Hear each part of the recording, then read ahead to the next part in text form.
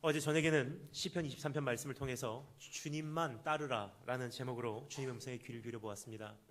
사실 여러분, 부흥회라는 것은 어떤 기적적인 역사가 일어나는 것도 있긴 하지만 한 가지 정말로 우리 안에서 변하지 않으면 안 되는 한 부분이 있다면 주님과 나와의 사이에 막힌 그 담을 허무는 것이 아닌가 생각이 듭니다. 이해되지 않았던 상황으로 인해, 혹은 상처받았던 아픔으로 인해, 혹은 힘들었던 시간들의 눈물로 인해 내가 주님을 향해 마음이 닫혀 있다면 그것을 여는 것이 부흥의 한 역할이 아닌가 생각이 듭니다. 그래서 어제 저녁에는 주님께 원망만 해왔던, 주님께 불만만 말해왔던 그런 내 자리에서 잠시 일어나 이제 주님의 시선으로, 주님의 관점으로 내 삶을 다시 한번 목격해보고 정리해보는 그런 시간이 되었지 않나 생각이 됩니다. 오늘 이 시간에는 한 걸음 더 나가서 이제 그러한 주님의 인도하심 속에 나는 어떠한 자리로 나가야 하는지 오늘 이 말씀을 통해서 함께 우리 귀를 기울여 살펴보도록 하겠습니다. 여러분, 주님께서 우리에게 기도 응답을 당장에 주실 수 있음에도 불구하고 우리로 하여금 기다리게 하시는 경우가 참 많다는 것입니다. 어떤 사람은 5년, 어떤 사람은 10년, 어떤 사람은 30년, 어떤 사람은 한평생을 기다려야 그 기도 응답이 이루어지는 것을 보게 됩니다. 지금 당장에 응답하실 수 있는 충분한 능력을 소유하시고 계신 분이시고 그렇게 우리를 기쁘게 하시기를 원하시는 분이심에도 불구하고 너무나 많은 경우 우리를 기다리게 하신 하나님이라는 것입니다. 그 이유가 무엇인지 오늘 우리에게 주님만 기다리라 말씀하시는 그 주님의 음성에 우리 함께 귀를 기울여 살펴보도록 하겠습니다. 세 가지로 우리 한번 정리해 보도록 하겠습니다. 첫 번째, 기다리지 못하는 원인. 왜 우리가 인내하지 못하는가? 왜 주님의 뜻이 이루어질 때까지 우리는 온전히 기다리지 못하는가? 기다리지 못하는 원인. 두 번째, 기다림의 궁극적 목적. 왜 나로 하여금 기다리게 만드시는지. 지금 당장에 응답해 주시면 되는데 왜 주님께서 기다리게 하시는지. 그리고 세 번째, 기다릴 수 있는 이유입니다. 나로 하여금 기다리게 하는 그 능력입니다. 그 원동력. 우리 세 가지를 살펴보도록 하겠습니다. 원인과 목적과 이유. 세 가지. 첫 번째, 따라 점사했습니다. 기다리지 못하는 원인. 우리가 보통 기다리지 못하고 안절부절하고 초조해하고 하나님을 원망하고 주님께 불평하는 한 가지 이유가 있다면 내가 가지고 있는 기다림에 대한 정리가 조금 편협이 됐기 때문에가 아닌가 생각이 듭니다. 우리가 생각하는 기다림은요, 내가 생각했던 것이 이루어지는 것을 기다림이라고 우리는 칭하고 있습니다. 하지만 성경에서 말하는 기다림은 그러한 기다림이 아니라는 것입니다. 우리가 너무나 잘 부르는 그 찬양, 기다려 주의 뜻 이루어질 때까지 기다려. 여러분, 사실 그 찬양을 말로만 불렀죠. 우리가 정말로 내 가슴에 되새기며 얼마나 그 찬양을 부른 적이 있었는지 다시 한번 생각해 보기를 원합니다. 왜냐하면 성경이 말하는 그 기다림이라는 것은 내가 생각했던 것이 이루어지는 것을 기다리는 게 기다림이 아니라 내가 바랬던 것이 이루어지는 것이 바랬던 대로 이루어지는 것을 기다리는 것이 기다림이 아니라 하나님의 뜻이 이루어지는 것이 기다림이기 때문입니다. 따라서 여러분, 기다림에 대한 정리를 성경적으로 다시 한번 정의하도록 하겠습니다. 성경적으로 볼 때 기다림이란 시간과 공간의 틀 밖에 계신 그분을 더 이상 나의 시간과 공간으로 판단하는 것이 아니라 시간과 공간 밖에 계신 그분을 만나기 위해서 나도 이제는 시간과 공간의 틀 밖으로 나가는 것입니다.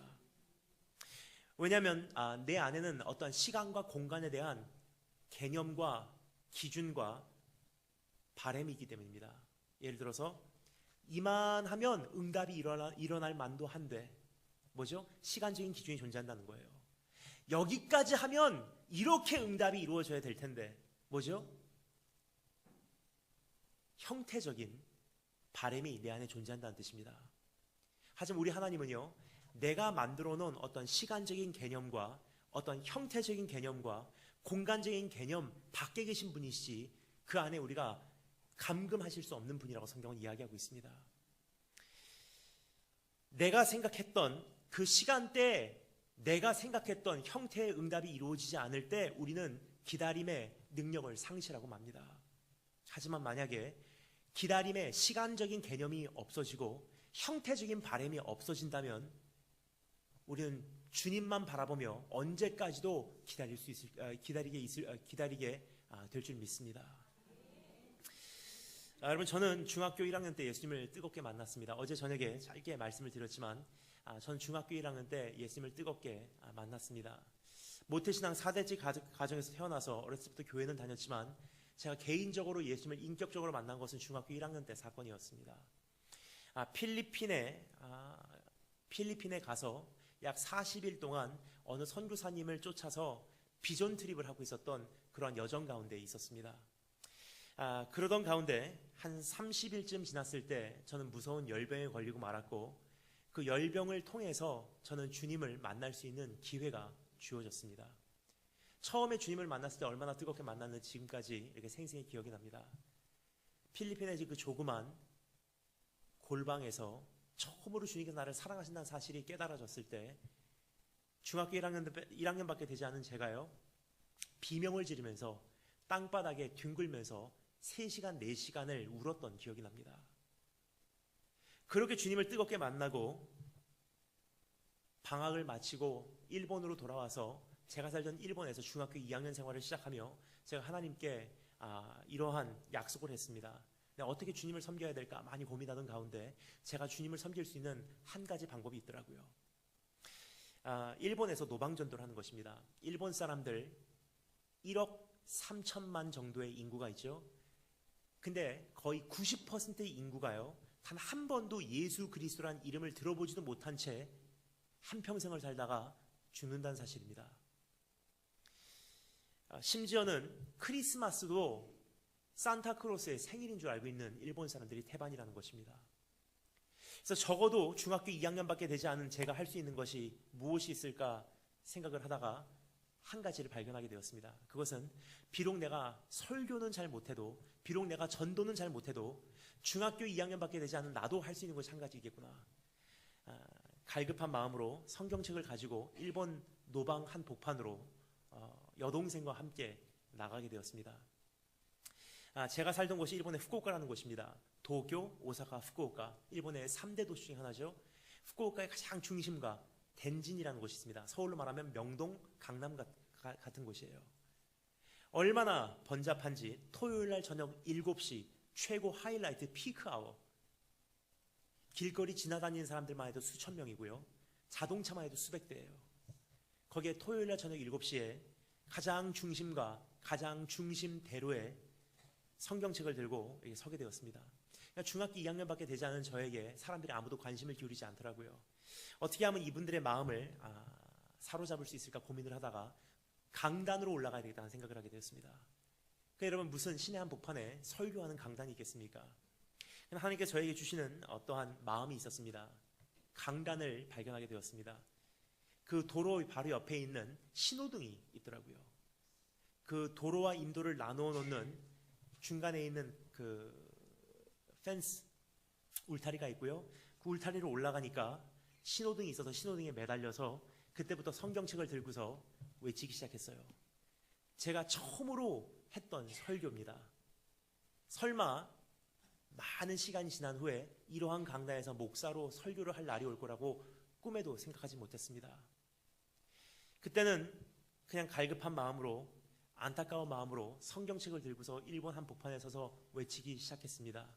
근데 여러분, 중학교 2학년짜리가 무슨 설교를 하겠습니까? 근데 제가 그날 했던 설교 한번 들어보실래요? 굉장히 단순합니다. 성경책 들고서, 사실 여러분 무슨 설교를 하겠어요? 중학교 2학년짜리가 신호등에 매달려서요, 2시간 동안 딱 한마디만 외쳤어요. 예수 그리스도, 예수 그리스도, 예수 그리스도, 예수 그리스도. 지나가는 사람들이 예수 그리스도라는 이름이라도 듣고요, 그날 저녁에 예수 그리스도라는 사람이 누군가 궁금해하기라도 하라고. 수많은 말을 전해도 이 사람들이 못 알아듣겠지만 한마디면 이 사람들 마음의 심령 속에 박히지 않을까 하는 마음으로 그들에게 인식시켜주기 위해서 예수 그리스도의 이름만 계속 외쳤어요. 그렇게 시작했던 노방전도 비가 오나 눈이 오나, 여러분 그냥 이것은 시적으로 말씀드리는 것이 아닙니다. 진짜로 비가 오는 날도 있었고요, 진짜로 눈이 오는 날들도 있었고요, 진짜로 태풍이 지나간 날들도 있었어요. 태풍이 지나가는 날은요, 우리 한국에 생각하는 태풍 정도가 아닙니다. 한국에 오는 태풍은 일본을 거쳐서 오는 태풍인지라 많이 약화된 태풍이에요. 근데 일본에 지나가는 태풍은요, 정통으로 일본으로 들어오는 태풍인지라 만만한 태풍이 아닙니다. 한 번은 옆에서 벼락이 떨어지는데요, 신호등에 매달려서 계속 외쳤어요. 길거리에 한 사람도 길에 안 지나가더라고요. 근데 혹시나 노숙자 한 분이라도 그곳에서 주무시고 계시다가 들을까 해서 외치기 시작했습니다. 그렇게 시작한 노방전도 중학교 2학년 때부터 고등학교 3학년까지 5년 동안 매주 토요일날 저녁 7시 한 번도 안 빠졌어요.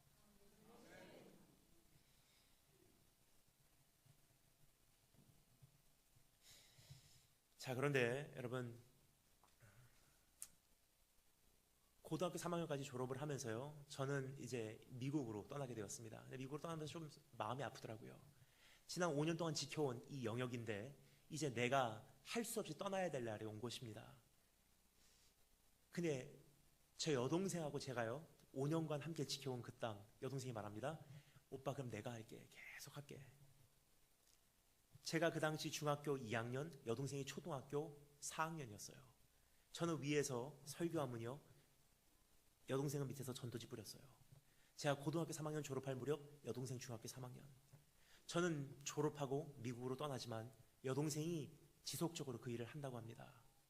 근데 여자애 혼자 나갈 수가 없으니까 그때부터 어머니 아버지께서 바톤을 전해받고요, 그때부터 또 여동생 졸업하기까지 3년을 어머니 아버지 여동생이 노방에서 외치기 시작했어요. 그러다 보니까 여동생도 졸업할 날이 오더라고요. 여동생이 미국으로 떠난 이후에 어머니 아버지께서 그 자리를 또 5년을 지키셨어요. 이 말씀을 왜 드린지를 말씀드리겠습니다. 그렇게까지 했는데 한 가지 저희 아내는요, 하나님을 향한 해결되지 않은 질문이 있었다는 것입니다. 그 이유는, 그것은 무엇이냐면, 제가 노방전도를 한 곳 5년, 여동생을 통해서 3년, 저희 어머니 아버지를 통해서 5년, 그렇게 거의 13년 동안을 했는데 저희들을 혹시 모릅니다. 주님 나라 가서는 발견하게 될 것이라고 저는 확신을 하지만, 적어도 저희가 알기로는요, 저희를 통해서 예수님 영접한 사람은 단 한 사람도 없었어요. 하나님, 시간 낭비였습니까? 13년을 노방전도를 했는데 단 한 사람도 저희를 통해서 예수님 영접한 사람이 없다는 것이 말이 됩니까? 하나님, 거기 왜 서게 하셨습니까? 사역의 현장으로 전도사로, 목사로, 선교사로 나가려고 하는데요, 문제가 되더라고요. 어차피 해봤자 열매가 없어. 어차피 해봤자 사람들은 돌아오지 않아.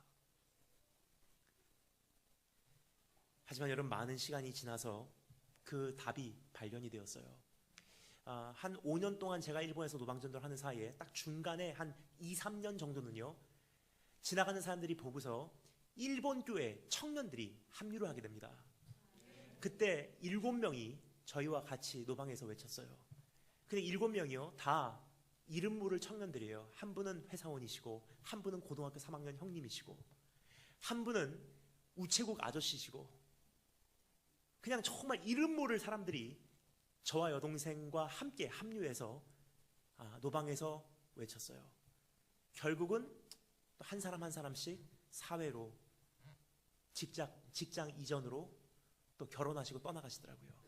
마지막에는 저하고 여동생 딱 둘만 남게 되었습니다. 자, 그런데 제가 목사가 되고 선교사가 돼서 오랜만에 일본을 방문했어요. 오랜만에 일본을 방문하니까 그때 함께 노방전도를 했던 교회에서 강사 초빙이 와서 말씀을 전하러 가니까 그 교회 담임 목사님께서 이제는 연세가 많이 드셨는데요, 제 손을 꽉 잡으시고 이제는 다 이루었다 그래요. 그래서 제가 놀라서 무슨 말씀이십니까 여쭤봤습니다. 목사님께서 웃으시면서 이렇게 말씀하시더라고요. 다른 사람 소식은 다 접하고 있는데 다니엘 김 목사님하고 그 여동생 아미킴 교수님 소식만 전해 듣지 못하고 있어서 궁금해하고 있었던 참입니다 그래요. 그래서 제가 여쭤봤어요. 다른 분들 어떻게 되셨습니까? 그 당시는 우체국 아저씨, 그 당시는 고등학교 3학년 형님, 그 당시는 대학교 재학 중인 대학생 한 명, 중학교 2학년, 초등학교 4학년, 사회에서 보면 연약한 자들이 노방에 서서 매주 토요일 날 저녁 7시면 주님 앞으로 돌아오라고 일본 사람들에게 외쳤던, 세상적으로 볼 때는 의미 없는 메시지, 그렇게 오랫동안 외쳤건만 단 한 사람도 저희들의 외치는 소리를 통해서 돌아오지 않았던, 아무런 열매가 없었던 사역. 하지만 많은 시간이 지나고 그 목사님의 대화를 통해서 나중에 알게 됐어요. 그 7명이요 다 목사님이 되고요, 다 헌신하고요, 그 중에 몇 명은 다 선교사로 나갔어요. 내가 생각했던 응답은 그때 일어나는 응답이에요. 내가 생각했던 기도의 응답의 형태는 한 사람이 회개하고 돌아오는 거예요. 근데 주님께서 생각하셨던 것은요, 이제부터 더 확장된 사역을 위해서, 더 지속적인 영향력을 위해서, 더 영원한 하나님 나라의 확장을 위해서 7사람을 훈련시키고 계셨던 것입니다. 여러분, 우리가 기다리지 못하고 초조해하고 안절부절하는 이유는요, 아직도 내 안에 시간적인 잣대가 있기 때문이에요. 이만하면 응답하실 것 같은데 왜 안 하실까? 초조해하고 조마조마해요. 이렇게 응답이 일어나야 되는데 왜 아무런 역사가 일어나지 않을까? 그것을 가지고 하나님을 잣대질한다는 것입니다. 오늘 이 말씀에 보면 두 인물이 소개되어지고 있습니다. 그 두 인물에게는 하나님께서 기다림을 요구하세요. 보통 우리가 이 말씀을 잘 알고는 있지만, 이 말씀을 우리는 보통 치유에 대한 말씀 혹은 죽은 사람을 살리는 내용이라고 생각을 합니다. 하지만 이 말씀을 읽으면 읽을수록 다시 한번 생각하게 되는 것은요, 지금 읽은 이 부분 말씀의 내용은 기다림에 대한 내용이에요. 왜냐? 여기서 등장하는 두 사람이요, 기다림이 요구되었던 인물들이기 때문입니다. 야이로와 12년 동안 혈류병이 낫기를 기다려왔던 여인. 우리 잠시 이 두 인물을 한번 정리해보므로 이들이 어떻게 기다리지 못했는지를 한번 생각해 보도록 하겠습니다. 겉으로 보기에는요, 열심히 기다린 것 같이 보여요. 딸이 살아나기까지, 그냥 예수님을 모시고 가기까지 정말 묵묵히 기다린 것 같이, 혹은 12년 동안 혈류병이 낫기를 정말 절실히 기다리며 예수님의 옷자락을 만지기까지 기다린 여인의 모습으로 얼핏 보기에는 보입니다. 하지만 이 두 인물은요, 기다리지 못했던 인물들이에요. 우리 한번 이 두 인물을 분석해 보므로 오늘 내 모습이 어떠한지를 한번 생각해 보도록 하겠습니다. 첫 번째, 따라 참습니다. 야이로. 야이로에 대해서 성경이 뭐라고 얘기하고 있는지 한번 직접 읽어보겠습니다. 23절 말씀 다 같이 한 목소리로 한번 읽어보도록 하겠습니다. 23절 다 같이 읽겠습니다. 시작.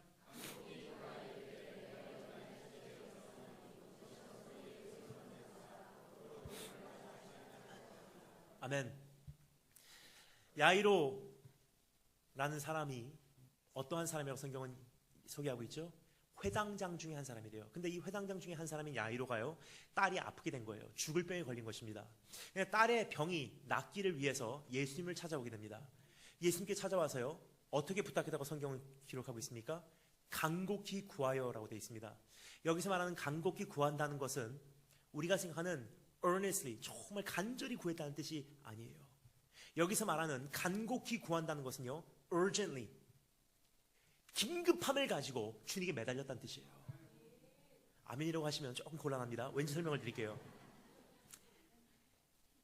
야이로 안에는 시간적인 기준이 있었다는 거예요. 이때까지는 응답이 안 오면 큰일 난다. 뭐죠?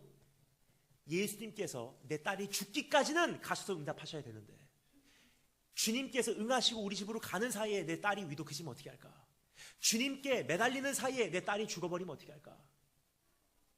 주님께서 고려해 보시는 사이에 내 딸의 상황이,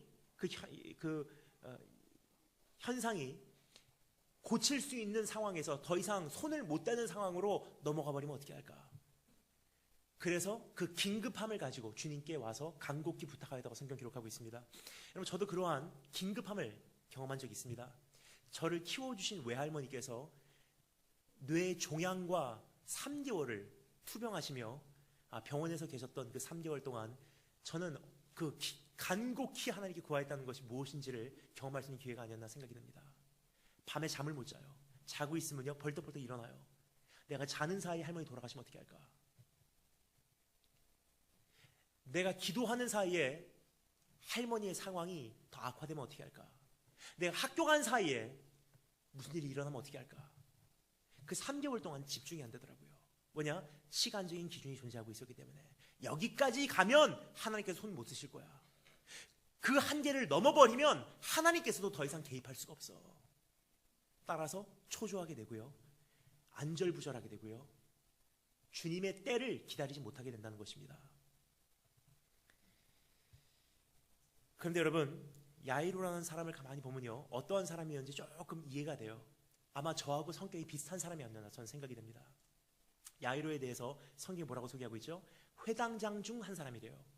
회당장 중 한 사람이라는 것은요, 그 사회적인 지위와 위치를 이야기하고 있는 것뿐만이 아니라 그 사람의 인품과 성품도 이야기해주고 있는 표현이 아닌가 생각이 듭니다. 왜냐하면요, 그 당시에 회당장 중에 한 사람이라고 한다는 것은요, 어느 정도의 좋은 성품으로는 될 수 없었던 그러한 직분이기 때문이에요.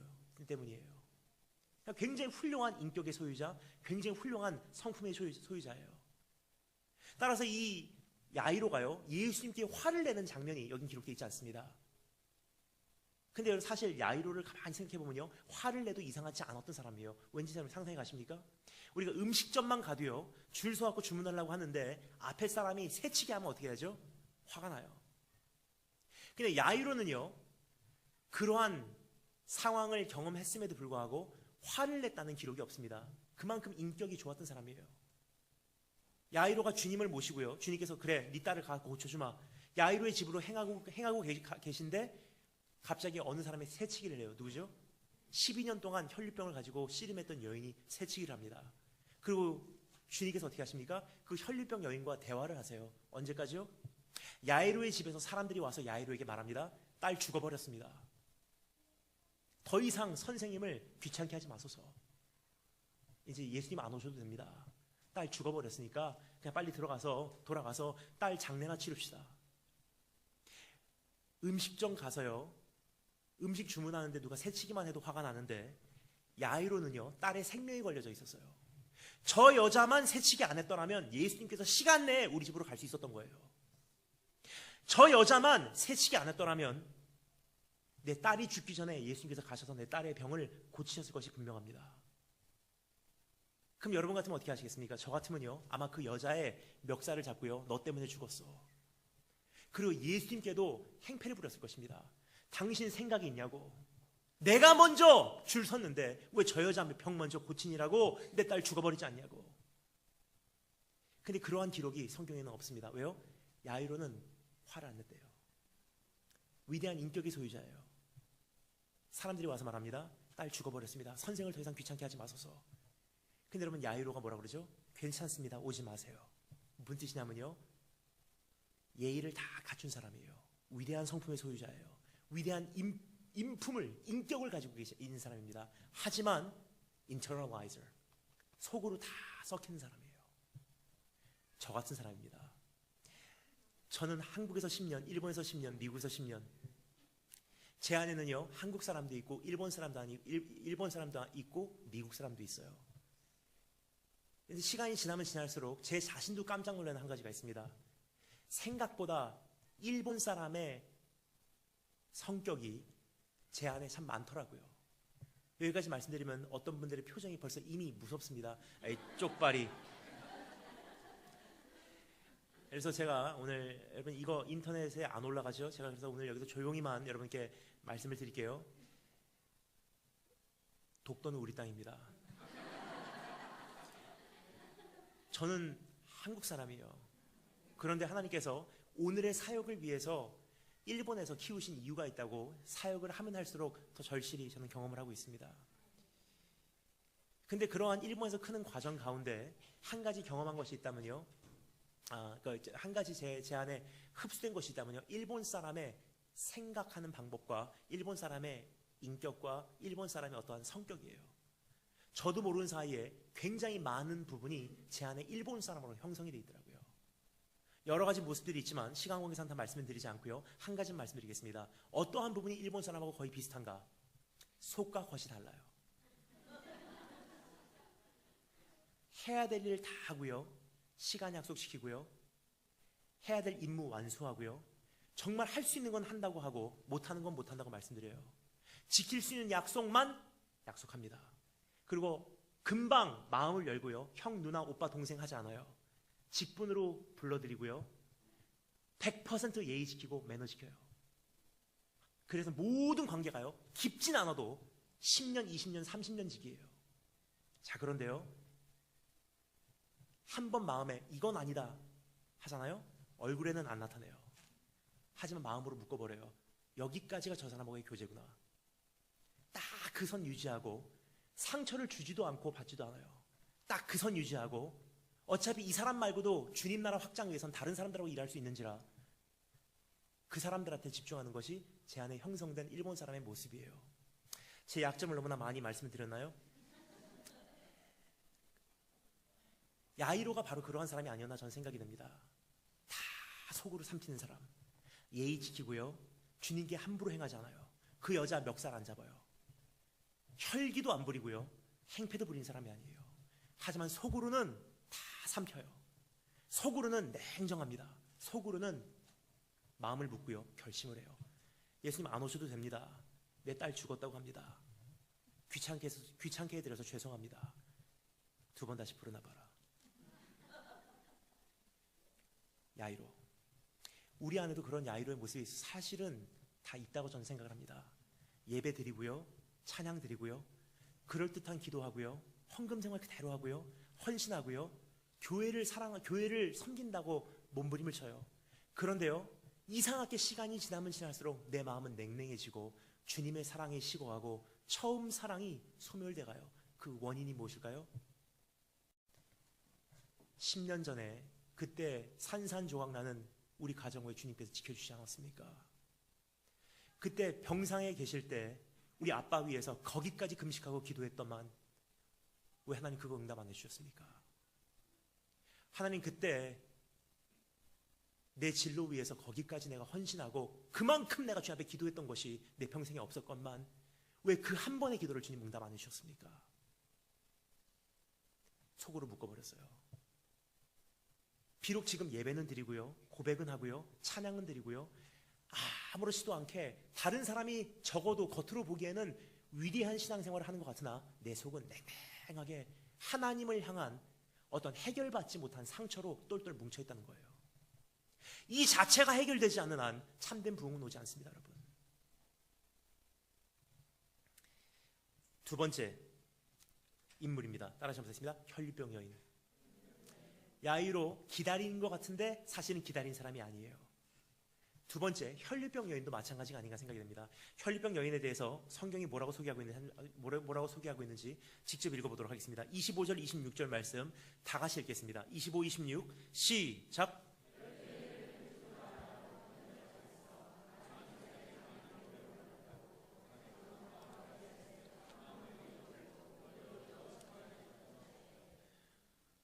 열두 해를 혈류병으로 앓아 참 고생했던 여인입니다. 근데 그 여인이 지난 12년을 어떻게 지냈는지 성경이 뭐라고 기록하죠? 많은 의사에게 가서 보이고요. 그 많은 의사에게 괴로움을 받았고 가진 것도 다 허비하였고 아무 효험이 없고 도리어 나중이 더 심하여졌던 차에 주님을 찾아오게 된 거예요. 즉 이 여인은요. 야이로와는 딱 반대 스타일이에요. 야이로 다 속으로 삼키고 그냥 참자. 그냥 참자.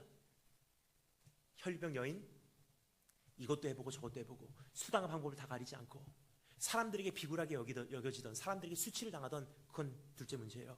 내 우선권, 내 병 낫게 하는 거.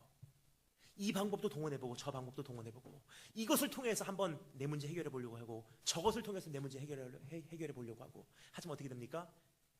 혈류 근원이 마를 수가 없었기에 매번 상처로 끝나는 거예요. 매번 수치로 끝나는 거예요. 그리고 시간이 지나면 지날수록 가진 건 다 날려버리고요. 나중에 상황이 원래 상황보다 더 심해졌던 차에 우리말로 정확하게 번역이 되어 있습니다. 이 여인이 주님을 만났을 때 어떠한 치유가 일어났죠? 혈류 근원이 말랐대요. 우리 일평생을 가만히 살펴보면요. 혈류 출혈이 있는 부분들은 가끔 다른 의사 선생님들을 통해서 치유는 하더라고요. 그런데요. 혈류 근원이 마르는 것은요. 내 평생에 운명적으로 주님과의 묶인 이 문제가 해결되지 않고는 해결되지 않는 경우가 참 많습니다. 사업에 아무리 기도해도 해결되지 않는 그 문제, 내 관계에 꽉 막혀있는 그 문제, 어떤 분들에게는 꽉 막혀있는 벌써 40년을 기다려온 결혼 문제, 어떤 분들에게는 자녀 문제, 어떤 분들에게는 질병 문제. 일시적으로 조금 땜질은 할 수 있어요. 이 의사에게 가고 저 사람에게 도움을 요청해보고 저 사람에게 한번 살려달라고 부탁해보고, 그때마다 조금씩은 나아지는 것 같은데 주님께 돌아와서 운명적인 이 문제를 해결하기 전까지는요, 혈육 근원은 마르지 않는다는 거예요. 근데 이 여인은 어떻게 합니까? 그 주님께 돌아오기보다도 지난 12년 동안 하나님과 한 번 씨름하고 사생결단하고 혈육 근원을 말려버리게 하기보다도 이 여인은 어떻게 합니까? 이 사람 저 사람에게 가서 구걸을 한 거예요. 내 문제 좀 해결해 주세요. 내 문제 좀 해결해 주세요. 아, 저 의사 정말 솜씨 좋대. 가고 내 문제 좀 해결해 주세요. 갈 때마다 수치로 끝납니다. 갈 때마다 더 큰 아픔으로 끝나요. 우리 교회 안에 있는 우리 청년 자매들이 가끔 그러한 모습을 보일 때가 있습니다. 그래서 목사로 형제로 조금 마음이 아플 때가 있어요. 오늘 이 교회는 그런 분들이 없는 줄 압니다. 하지만 제 주변에 있는 참 좋은 자매들인데 안타깝더라고요. 우리 교회 안에 형제 자매 비율이 여러분 어떻게 되는지 여러분 아세요? 6대1이에요. 6대1. 자매 6명에 교회 다니는 형제 1명이에요. 지금 형제들에게는 복음입니다.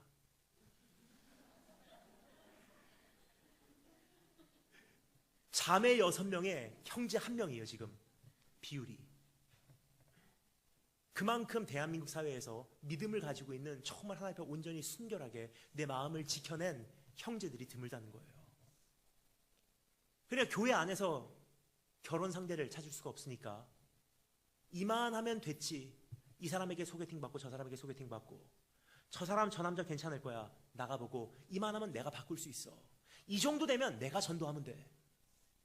이 남자 만나보고 저 남자 만나보고 이 남자 사귀어보고 저 남자 사귀어보고 충분히 그러지 않을 만한 믿음의 소유자인 자매들이요, 그런 세상의 사람들에게 찾아가서 구걸하듯이 자존심 다 상처받고 몸도 마음도 더러워진 채 상처투성이로 교회로 돌아오는 경우가 너무나 많다는 거예요. 12년 동안 혈류병을 가지고 씨름한 여인의 모습이 아닌가 생각이 됩니다. 이 사람에게 가보고 저 사람에게 가보고, 그러나 여전히 내 삶의 가장 근본적인 혈육 근원은 마르지 않고 잠시 행복하고 오늘 하루 재밌어도 또다시 목마를 수밖에 없는 내 현실. 여러분 어떻습니까? 여러분 오늘 야이로와 같은 모습으로 속으로 다 섞이는 그런 분이십니까? 아니면 12년 동안 혈류병을 가지고 씨름한 그 여인과 같이 수단과 방법을 가리지 않고 주님께서 도와주시지 않으면 내 문제 내가 해결하겠습니다. 주님께서 손 써주시지 않으면 내가 손 쓰겠습니다. 주님께서 개입하시지 않으면 내가 저 사람이 가고 내가 도움을 요청하겠습니다. 그렇게 주님을 기다린다는 변명으로 지금까지 오시지 않으셨는지 내 삶을 한번 살펴보신 축복이 있으시면 축원합니다. 지금 살펴본 바와 같이 야이로나 혈류병 여인이나 둘 다 주님을 온전히 기다린 사람들은 아니에요. 자, 두 번째 따라 하시겠습니다. 기다림의 궁극적 목적. 기다리지 못하는 원인을 살펴보았고요. 두 번째, 기다림의 궁극적 목적을 살펴볼 터인데, 그것을 살펴보기 위해서는요, 다시 한 번만 성경을 읽어보도록 하겠습니다. 24절부터 34절까지 말씀을 한 목소리로 한 번 더 읽어보도록 하겠습니다. 너무나 중요한 말씀인지라 다 같이 읽겠습니다. 24절부터 34절 시작.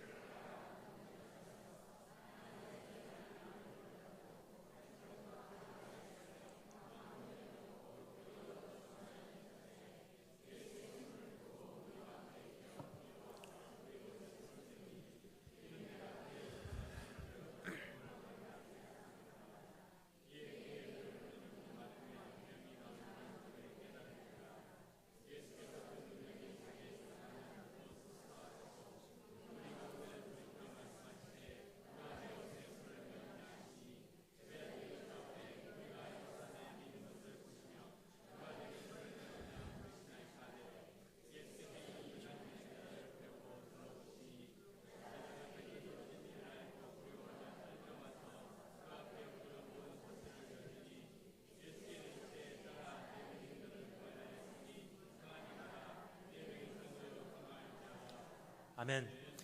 첫 번째는 기다리지 못하는 원인. 야이로와 같이 기다리고 오셨습니까? 아니면 혈류병 여인과 같이 오셨습니까? 아니면 때로는 야이로 같이, 때로는 혈류병 여인과 같이 왔다 갔다 하며 주님을 기다린다고 기다리고 오시진 않으셨는지 한번 내 자신을 살펴보시기 바랍니다. 하지만 두 번째 우리가 살펴보기를 원하는 것은요, 기다림의 궁적 목적이에요. 주님께서 기도 응답을 하실 수 있음에도 불구하고 그러면 왜 우리를 굳이 기다리게 하시는지 여러분 궁금하다고 생각 안 하십니까? 지금 당장에 응답하실 수 있는 능력을 소유하고 계신 분이 우리의 주님이세요. 지금 당장에 내 문제를 해결하시기를 원하시는 분이 주님이시기도 하십니다. 하지만 안 하세요. 그 이유가 무엇일까요? 사실 여러분 기도 응답을 안 해주시면요, 주님이 손해가 클까요? 내가 손해가 클까요? 우리 답은 다 잘 알고 계세요. 그게 주님이시죠. 근데 그 이유는 무엇일까요? 왜 주님이 손해가 클까요? 한 가지 여쭤보겠습니다. 주님께서 우리를 창조하실 때 왜 창조하셨죠? 하나님께 영광 돌리기 위해서. 다른 말로 정말 주님 좋으신 분이십니다. 주님을 정말 위대하신 분이십니다. 주님 정말 사랑합니다. 주님 정말 주님을 내가 예배합니다. 내가 주님이 좋을 수밖에 없습니다. 주님이 좋은 걸 어떻게 합니까? 우리에게 사랑받기 위해서, 우리에게 영광받기 위해서, 우리에게 예배받기 위해서, 경외함 받기 위해서 우리를 창조하셨어요. 그런데 죄로 인해서 더 이상 그러한 예배를 받으실 수 없으니까 어떻게 하십니까? 하나님께서 예수 그리스도를 이 땅에 보내셔서 십자가에 달려 죽게 하심으로 십자가에서 나타난 하나님의 그 아름다움을 다시 한번 목격해서 하나님 좋으신 분이십니다. 하나님을 사랑합니다. 주님을 예배합니다. 주님이 좋을 수밖에 없습니다라는 그 하나님께 영광 돌리는 우리의 모습을요, 회복을 시키세요. 하나님께서 이미 영광 받기를 위해서 희생을 치르신 분이세요. 예수 그리스도를 십자가에 못 박이실 때까지. 자, 그런데요, 왜 하나님께서 손해가 크신지 말씀드리겠습니다. 오늘 응답하실 수 있는데도 불구하고 응답을 지연시키거나 보류하시거나 안 해주시잖아요. 내 기도를 응답해 주실 수 있음에도 불구하고 거절하시잖아요. 그럼 가능성적으로 어떠한 일이 일어나죠? 내가 하나님을 원망하기 시작해요. 하나님 정말 살아계십니까? 하나님 어디 계십니까? 왜 가난하게 하셨습니까? 왜 이토록 수치스럽게 하셨습니까? 왜 이토록 고독하게 하셨습니까? 왜 이토록 외롭게 하셨습니까? 주님 나를 버리셨습니까? 나를 떠나셨습니까? 주님 왜 침묵하십니까? 하나님 있어 보면 한번 나와보세요. 난 주님이 정말 싫습니다. 하나님이 밉습니다. 뭐죠? 영광 돌리기 위해서 창조하였고요. 그 영광을 돌리는 존재로 만들어내기 위해서 아들까지 주셨는데요. 우리가 하나님을 저주하고 원망하고 불평하고 떠나간다는 것은요, 하나님께서 큰 희생을 감수하신다는 뜻이에요. 응답을 해주시면 영광 돌리기 쉽습니다. 하지만 응답을 쉽게 안 해주잖아요. 그럼 우리는 하나님을 떠나갈 가능성이 많다는 거예요. 그럼 여러분, 하나님께서 오늘 응답하실 수 있는데도 불구하고 응답 안 하시는 것은요, 하나님께 손해가 하나님께서 감수해야 될 부분이 클까요? 아니면 내가 겪어야 될 손해가 클까요? 하나님이 큰 각오를 하신 거예요. 내가 너에게 원망받아도 지금은 응답해 줄 수가 없어. 네가 나를 떠나간다고 해도 그 가능성을 무릅쓰고 난 차마 너에게 응답을 해줄 수가 없단다. 그러면 왜 응답을 안 해주시는지, 왜 우리로 하여금 기다리게 하시는지, 그 목적을 우리가 조금 알아야 될 필요가 있습니다. 그 목적을 우리가 한번 파헤치기 위해서 하나의 열쇠가 발견이 돼야 돼요. 그 열쇠를 제가 드리겠습니다. 여러분 찾아보실 필요가 없습니다. 오늘 이 말씀에 담겨져 있는 비밀을 여는 열쇠예요. 이것을 영어 신학적 용어로 The Markan Sandwich, 우리말로 마가의 샌드위치라고 하는 것이 정확하지 않나 생각이 됩니다. 마가의 샌드위치. 그리고 문학을 하시는 분들을 위해서 제가 번역을 해드리겠습니다. 현대 문학에서 이 마가의 샌드위치, 이 신학적 용어를요, 현대 문학 쪽에서 이렇게 부릅니다. inclusio.inclusio라고 하는 문학적 기법이에요. 뭔지 말씀드릴게요. 그 하나의 스토리 가운데 전혀 다른 스토리가 중간에 삽입이 되므로 이 주변에 있는 스토리가 가운데 있는 스토리를 조명하여서 이 가운데 있는 스토리가 이 메시지가 전체 스토리가 담겨져 있는 메시지를 우리에게 보여주는 거예요. 하나의 스토리 가운데 전혀 다른 스토리가 가운데 삽입이 돼 있어요. 예를 들어서 오늘 말씀 어떻죠? 야이로의 이야기로 시작해서 야이로의 이야기로 끝납니다. 하지만 중간에 어떤 이야기가 삽입이 돼 있죠? 혈류병 여인의 이야기가 갑자기 중간에 삽입이 돼 있어요.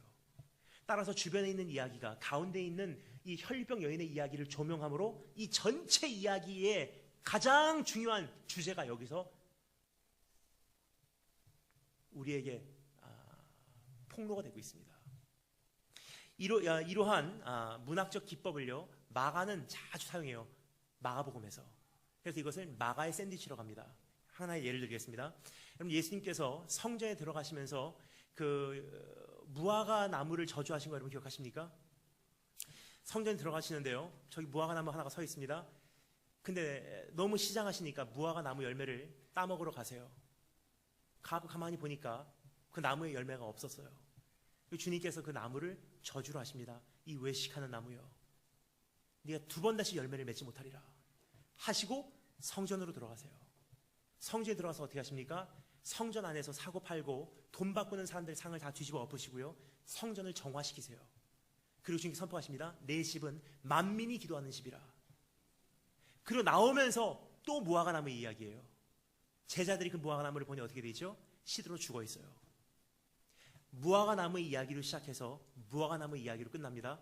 하지만 중간에는 성전의 이야기가 삽입이 되어 있어요. 이것을 마가의 샌드위치라 그래요. 문학적 기법 인클루지오. 그 이유는요, 무화과 나무의 이야기를 통해서 가운데 있는 이야기를 부각시키고 조명하는 거예요. 이 가운데 있는 이야기를 부각시킴으로 이 전체 이야기를 통해서 우리에게 외치고자 하시는 하나님의 메시지가 우리에게 선포되는 것입니다. 자, 그렇다면 이 말씀의 뜻은 무엇일까요? 전 어렸을 때 좀 사실 상처를 받았어요. 무화과 나무에 다가가셔서 열매를 따먹으러 가셨는데 열매가 없으시니까 주님께서 그 나무를 저주를 하세요. 저 어렸을 때 그 말씀을 읽고서 조금 상처가 됐어요. 참 예수님 성격 못됐다. 길을 지나가다가 돌에 걸려서 넘어졌는데 그 돌을 막 발로 차면서 이 나쁜 돌아, 그거 똑같은 상황이잖아요. 무화과 나무에 열매가 없을 수도 있지, 왜 아무런 죄가 없는 나무를 저주하시냐. 근데 마가의 샌드위치라는 이 기법을 알고 나니까 주님께서 무엇을 말씀하시기를 원하셨는지가 이해가 돼요. 이 이야기의 내용이 뭐죠?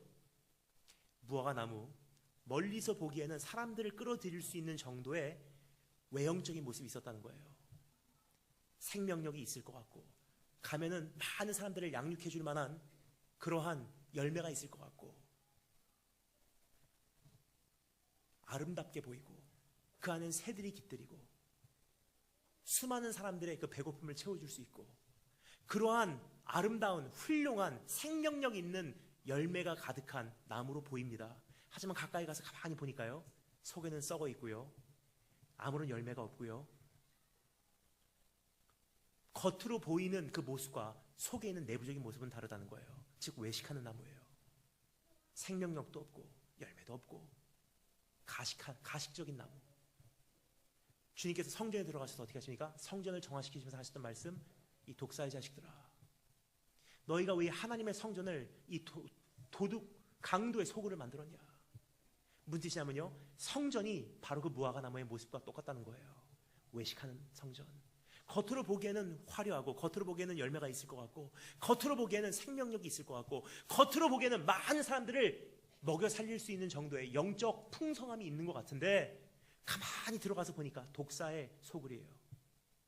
강도들의 소굴이에요. 성전을 정화시키시고 주님께 나오시면서 다시 한번 무화과 나무를 보여주세요. 뭐죠? 저 성전도 이와 같이 메마르게 돼 있어. 저 성전도 언젠가 무너져 내리게 돼 있어. 그 다음에 주님께서 말씀하신 것이 무엇입니까? 저 성전을 내가 허물고 사흘 만에 다시 한번 이 성전을 내가 세울 터인데, 그 성전이 진짜 성전이야. 무화과 나무 이야기로 시작해서 무화과 나무 이야기로 끝나는, 하지만 중간에 성전 이야기가 삽입이 되어 있습니다. 오늘 이 말씀도 똑같아요. 야이로 이야기로 시작해서 야이로 이야기로 끝납니다. 하지만 중간에 12년 동안 혈류병을 가지고 씨름했던 여인의 이야기가 삽입이 되어 있어요. 왜요? 야이로나 이 혈류병 여인이나 둘 다 기다림이 요구됐던 인물들인데, 그 기다림의 궁극적 목적이 무엇이었는지 주님과 이 여인의 대화를 통해서 우리가 알 수 있다는 거예요. 이 스토리의 가장 중심에 있는, 마가의 샌드위치의 중심에 있는 이 이야기를 분석해 보면요, 오늘 이야기가 오늘 나에게 무엇을 말하고 싶었는지 그 비밀이 발견이 됩니다. 그러면 한번 우리가 분석해 보도록 하겠습니다. 주님께서 왜 우리를 기다리게 하시는지.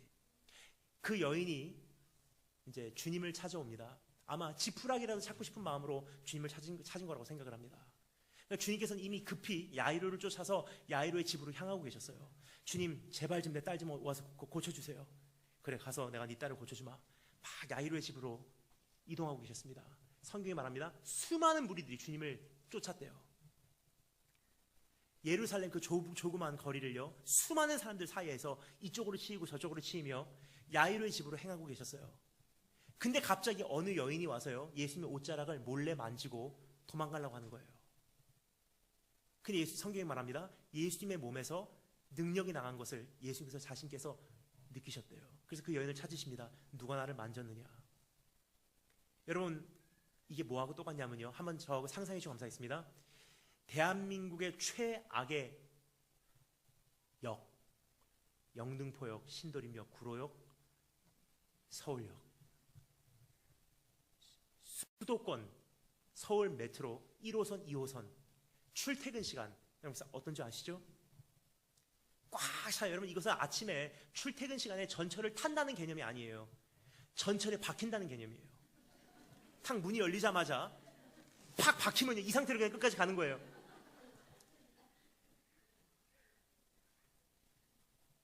그렇게 여러분 타고 간다면 상상해 주시면 감사하겠습니다.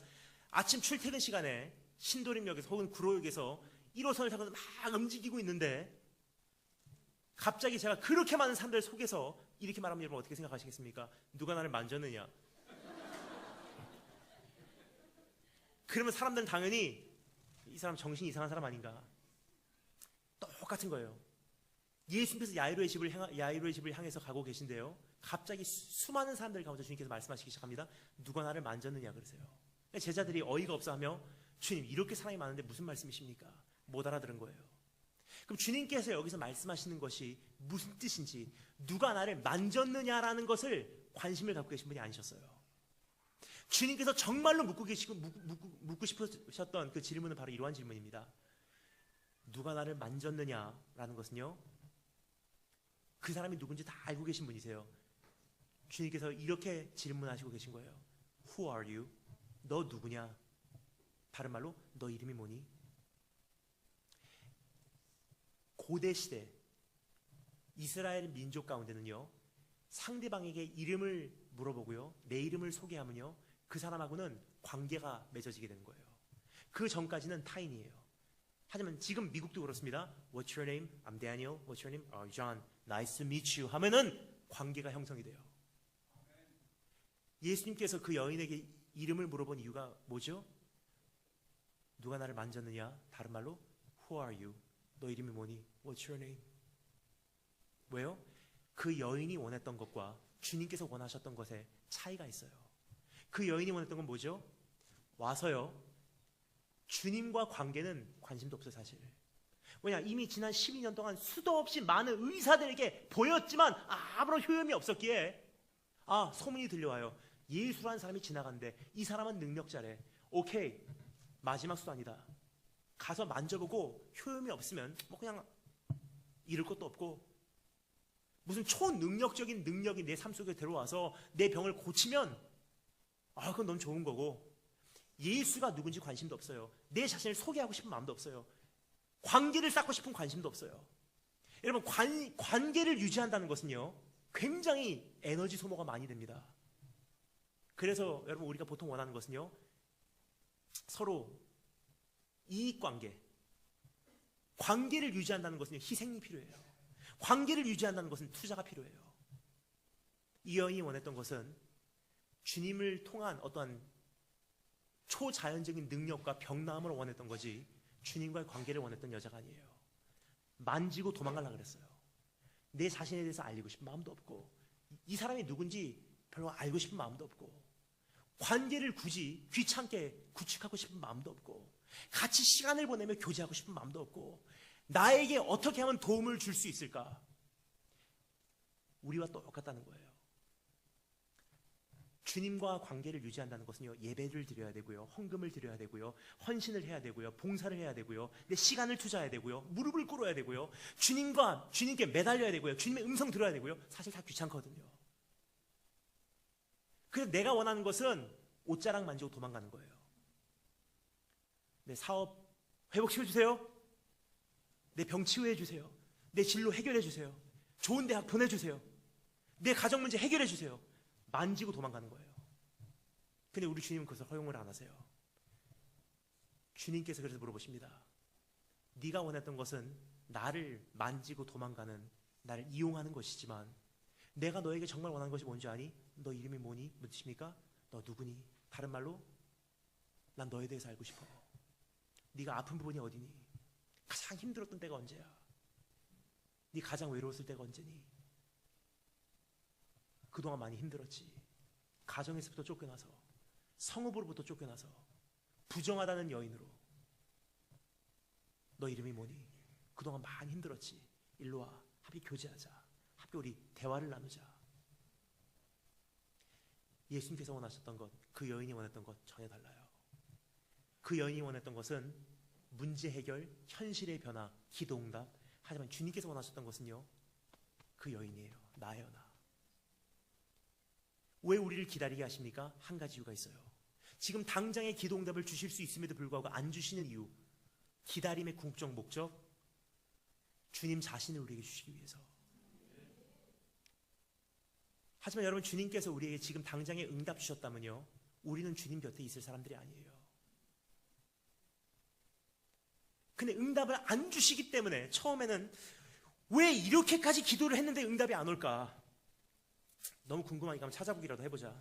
내가 뭘 그렇게 잘못했는지 한번 읽어보자. 주님이 왜 응답을 안 해주시는지 한참을 읽다가 성경 1독, 2독, 10독, 20독 하다가 나도 모르는 사이에 참 희한해요.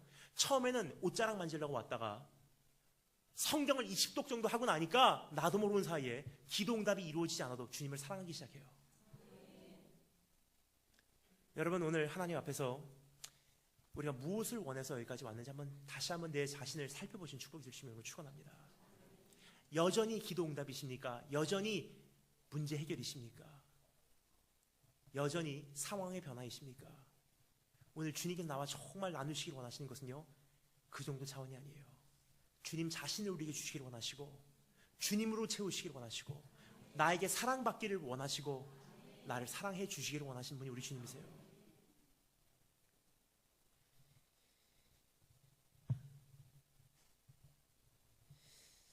여러분,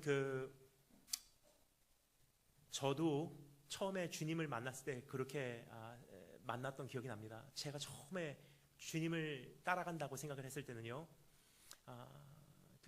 주님이 너무 좋았던 거예요. 그냥 우리가 눈 깜빡하면 나도 모르는 사이에 내가 변질이 돼 있더라고요. 처음에 제가 중학교 1학년 때 예수님을 뜨겁게 필리핀에서 만났을 때만 해도요, 새로운 제 안에 결단이 생겼어요. 하나님, 이제는 사나 죽으나 난 주님의 것입니다. 중학교 1학년 때 고백한 고백이에요. 여러분, 저는요, 사춘기가 없었어요. 희한하다고 생각 안 하십니까? 저는 분명히 말씀드리겠습니다. 예수님을 일찍 만나면요, 사춘기 없습니다. 왠지 말씀드리겠습니다.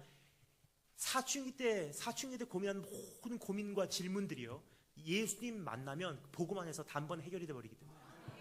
어떤 질문들이 있죠? 난 어디서 왔는가? 난 어디로 가는가? 난 무엇을 위해 사는가? 주님을 만나버리니까 난 어디서 왔는가? 주님께로부터. 난 어디로 가는가? 주님께로. 난 무엇을 위해 사는가? 주의 영광을 위해. 사춘기 없었어요. 중학교 1학년 때 예수님 만나고 제가 서원을 했어요. 내가 사나 죽으나 주님의 것입니다. 이젠 주님의 영광을 위해 살겠습니다. 그리고 중학교 1학년 때 필리핀에서 예수님을 뜨겁게 만난 이후로 제가 살던 일본으로 돌아와서 열심히 기도하기 시작합니다. 하나님, 내가 주님의 영광을 위해서 한번 살기를 원하는데 어떻게 살아야 되는지를 모르겠습니다. 저에게 주님께 영광 돌릴 수 있는 방법을 가르쳐 주세요. 그때까지만 해도요, 여러분, 저는요, 학교에서 성적이 최악이었었어요. 10살 때까지 한국에 살다가 10살 때 일본으로 갔는지라, 그리고 일본에 가서 일본인 학교를 다닌 것이 아니라 17개국에서 학생들이 와서 영어로 공부하는 외국인 학교를 다녔어요. 따라서 영어하고 일본말을 동시에 배웠습니다. 그러니까 여러분, 무슨 공부를 하겠습니까? 시험지에 나와 있는 문제 자체가 이해가 되지 않는데 무슨 시험을 치겠습니까? 시험지 나오잖아요? 그때부터는 찍는 거예요. 제 모든 성적이요, 올 F였었어요. F, 좋은 거 아닙니다. 뭐 fabulous, fantastic 아니에요. F, A, B, C, D, F 학점. 오랩. 그래서 어렸을 때 제 별명이 F킬러였었어요. 초등학교 4학년까지 한국에서 학교를 다니다가 초등학교 4학년 때 일본에 가서요. 동시에 영어하고 일본말로 공부를 하는데 무슨 공부를 하겠어요. 오랩. 딱 한 가지 A 받는 학점이 있었어요. 체육. 몸으로 때우면 되니까 체육은 A예요. 근데 중학교 1학년 때 예수님 뜨겁게 만나고요. 중학교 2학년부터 제가 기도하기 시작합니다. 학교 갔다 오면 무릎 꿇고 앉아서 침대 앞에서 기도해요. 하나님, 내가 어떻게 하면 영광 돌릴 수 있을까요? 내가 정말 주님을 살고 싶습니다. 그때 주님께 저에게 주시는 응답이 어느 날 임하더라고요. 막 기도하는데 너 정말로 나를 위해 살고 싶니? 너 정말로 나에게 영광 돌리는 삶을 살고 싶니? 네, 그렇습니다. 주님께서 말씀하십니다. 그러면 누구든지 나를 따르려거든 자기를 부인하고 자기 십자가를 지고 나를 쫓으라 그래요. 전 그때까지만 해도 십자가에 대한 이해가요, 그냥 고난의 십자가, 아픔의 십자가인 줄 알았어요. 왜냐, 어렸을 때부터 교회에서 컸기 때문에 교회에서 거의 대중적으로 십자가라는 단어를 사용할 때는요, 특별히 교회에서 간증하시는 권사님들, 내 고난의 십자가는 우리 가정이 너무 힘들어, 이것이 나의 십자가입니다. 그러니까 어렸을 때 제 마음에 십자가 그러면 그 고난을 받는 거, 십자가의 고난은 하나의 표면적인 결과죠. 본질은 아니에요. 십자가의 본질은 무엇이냐? 주님께서 사실 십자가의 고난을 피하실 수 있었어요. 근데 그 고난은 성경 말합니다. 주님께서 선택하신 고난이에요. 십자가의 본질은요, 고난을 할 수 없이 불가피하게 받는 게 고난이 십자가가 아닙니다. 십자가의 고난은 왜 임하냐? 주님 앞에 굴복하기로 작정했기 때문에 그 결과로 고난이 있는 것뿐이에요. 십자가의 본질은 주님께 굴복하라는 거예요. 누구든지 나를 따르려거든 자기를 부인하고 나에게 굴복함으로 십자가를 지고 나를 쫓으라. 우리 주님께서 아버지의 권세 앞에 굴복하셔서 그 십자가를 마다하지 않으시고 지시고 고난의 길로, 죽음의 길로 가셨듯이 저에게 주어진 십자가는 굴복의 십자가였었어요. 그래서 제가 기도했습니다. 하나님, 내가 어떻게 굴복할까요? 중학교 2학년 때였어요. 내가 어떻게 굴복하면 될까요? 주님께서 그런 기도는요, 즉각적으로 응답하시더라고요. 참 뜻밖의 질문을 저에게 물어보세요. 네가 그 학교에 간 것이 너 우연이라고 생각하니? 그래요. 기도하다 말고 제가 깜짝 놀랐어요. 에? 네가 그 학교에 다니는 것이 우연이라고 생각하니? 네가 그 학교에 간 건 우연이 아니야. 내가 하나님 된 권위로 너라는 사람을 학생의 신분으로 그 학교에다가 심어둔 거야. 왜 공부해야 되는지 모른다 할지라도, 공부해도 아무런 결과가 없다 할지라도 너는 너를 그곳에 심어두신 하나님의 권위에 굴복해서 학생으로의 신분으로 최선을 다해서 공부하면 돼. 아까 말씀드렸죠. 제 성적은요, 그때까지 올 F였었어요.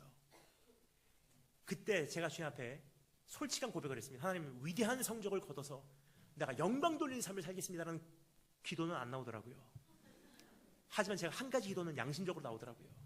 하나님, 제가 위대한 성적은 약속 못 드리겠습니다. 훌륭한 사람이 된다고는 약속 못 드리겠습니다. 하지만 한 가지는 약속드릴 수 있습니다. 나라는 사람을 내가 원하든 원치 않든 그 학교에 학생의 모습으로 심어두신 분이 하나님이시라면 그 하나님께 내가 굴복해서 학생의 모습으로는 살아드릴게요. 따라서 학교 끝나면 집에 오면요, 학생이기 때문에 공부를 하고 싶든 하기 싫든 성적이 좋든 안 좋든 어떠한 결과가 있든 없든 다 둘째치고 학생인지라 하나님의 권위 앞에 굴복해서 책상 앞에 앉아서 하루에 3시간, 4시간은 내가 책상 앞에 앉아서 공부하는 노력을 하겠습니다. 그 약속을 했어요. 사실 근데 기도가 쉽죠. 실천을 옮기는 굉장히 힘들더라고요. 첫날이에요. 학교 갔다 왔습니다.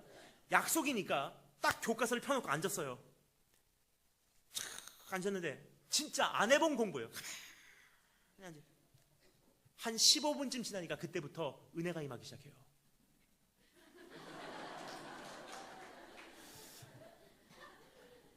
근데 책상 앞에서 자는 잠은 여러분 오래 못 잡니다. 딱 15분쯤 자면요, 달게 자고 딱 눈 뜨면 그때부터는 집중력이 올라가. 그렇죠? 아멘 하시면 곤란합니다. 왜냐면 그때부터 집중적으로 지루하기 시작하고 근데 하나님은 약속을 했어요. 3시간 앉아있기로. 딱 시간을 보니까 아직도 2시간 반 더 남은 거예요. 어떻게 할까? 너무 지루한 나머지 제가 앞에 있는 교과서를 들춰보기 시작했어요. 이게 뭔가. 그때 그게 마침 과학책이었어요. 희한한 사진과 그림들이 있더라고요. 근데 그림을 보니까 이해가 안 가니까 호기심을 가지고 이게 무슨 그림이지? 영어로 밑에 설명이 써져 있어요. 영어 단어를 못 알아들으니까 영한 사전을 찾아봅니다. 근데 한국말을 알아들어야죠. 왜냐? 초등학교 4학년 레벨이거든요. 한국말을 못 알아듣는 것을 국어 사전을 또 찾아봐서 내가 알아들을 수 있는 말로 위에다가 적어가면서 공부를 시작했어요.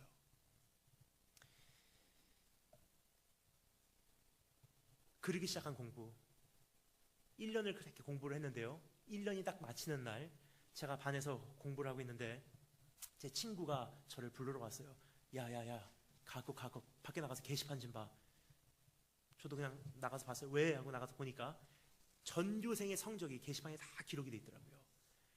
1년 동안 공부한 결과예요. 그러니까 양심은 있으니까 밑에서부터 올라갔어요. 쭉 올라가고 중간까지 가니까 제 이름이 나와야 되는데 안 나오는 거예요. 그때부터 좀 희망이 생겨요. 아, 성적 올랐나 보다. 중간부터 더 올라가 봤어요. 10등까지 올라가니까 전교 10등까지 가도 제 이름이 안 나옵니다.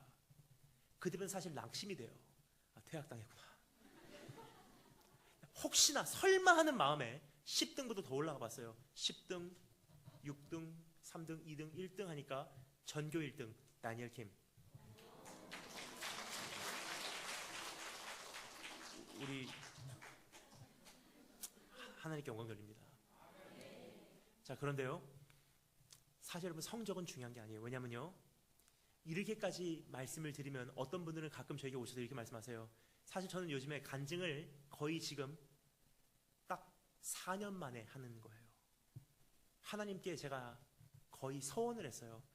강단에선 정말 특별한 상황 아니고서는 제가 간증하지 않겠습니다. 그래서 많은 부흥회를 다니지만 부흥회마다 섭섭해하신 분들이 가끔 계십니다. 왜 간증 안 해주십니까? 근데 여러분, 저는 오늘 이 시간 간증을 제가 많이 기도하고 올라왔어요. 하나님, 오늘 간증을 할까요 말까요? 하나님 앞에 많이 고민하고 오늘 여러분과 나누고 싶은 마음이 생겨서 지금 나누는 것 뿐이에요. 왜냐? 어떤 분들은 오해를 하세요. 딱 끝나고 내려오면 다니엘 목사님 왜요? 그러면 혹시 저서가 다니엘 학습법 아닙니까? 그래요. 다니엘 학습법 아닙니다. 모르겠습니다. 나중에 다니엘 운동법은 쓸 줄은 모르겠지만 제가 쓴 저서는 철인이라는 책이 따로 있습니다. 저는 지금 이 시간 말씀드리는 이유는요, 공부는 이렇게 해라를 말씀드린 것이 아니에요. 성적은요, 하나님 주권에 달린 거예요. 나의 몫은 최선이에요. 근데 너무나 많은 경우 우리는요, 최고가 되려고 그래요. 그리고 최고가 되라고 이야기를 합니다. 그건 뭐죠? 높이시고 낮추시는 분은 하나님, 성적을 주시고 거둬가신 분 하나님. 나에게 요구된 것은 부르신 그곳이 학생의 자리라면 학생의 모습으로, 부르신 그곳이 깨진 산산조각난 가정이라면 그곳에서 아들로서 딸로서, 부르신 그곳이 장애를 가지고 있는 어떠한 육신이라면 그 자리에서 한 사람으로, 부르신 그곳이 가난의 현장이라면 거기에 세워진 그 한 사람으로, 부르신 그곳이 개척교회의 성도로서 한 사람이라면 그곳에서, 부르신 그곳에서 최선을 다해드리는 거예요. 그게 나를 세우신 그분께 굴복하는 내 십자가를 지는 모습이라는 거예요. 그 다음에 결과는 하나님 손에 달린 거예요. 근데 우리는 너무나 많은 경우 최고가 되려고 하는 건 뭐죠? 하나님의 주권에 침범하는 죄를 짓고 있는 거예요. 그때 그러한 성적을 보고서 얼마나 감사했는지. 왜요? 성적이 좋아서가 아니라 저에게 증거를 주셨다는 확신이 들더라고요. 그때부터 고중학교 3학년 성적이 올라가요. 학교에서 난리가 났어요. 야, 얘 성적 좋다. 근데 아까 말씀드렸죠? 눈 깜빡하는 사이에 사람이 변질이 되더라고요. 갑자기 고등학교 1학년이 된 해에 성적이 바닥까지 떨어지기 시작했어요. 막 몸부림을 칩니다. 하나님 왜 성적이 떨어집니까? 그런데 가차없이 계속 떨어지더라고요. 고등학교 1학년 마칠 무렵 학교에서 이제 시상식이 있었어요. 이런 강단에 교장 선생님, 선생님들, 학부형들, 학생들 꽉 차 있었고요. 교장 선생님들 앞에 올라오셔서 이제 시상식을 하십니다. 과학, 수학, 영어 뭐 잘한 학생들에게 다 상을 주고요. 마지막 상을 주는 시간이 됐어요. PTA상, 부모님들과 선생님들이 의논하고 상의해서 가장 모범스러운 학생에게 너희들도 얘같이 되라 하면서 장학금과 함께 주는 상이에요. 근데 여러분 저는요 그 고등학교 1학년 동안 성적이 바닥을 치고요. 아무리 노력을 해도 성적이 안 올라가더라고요. 1년을 다 망쳤어요. 그런데 뻔뻔함은 좀 있어서 그 상을 발표하는데 막 가슴이 뛰어요. 하나님 그래도 저 상을 나에게 줘야 되지 않습니까? 역전을 시켜주시옵소서. 막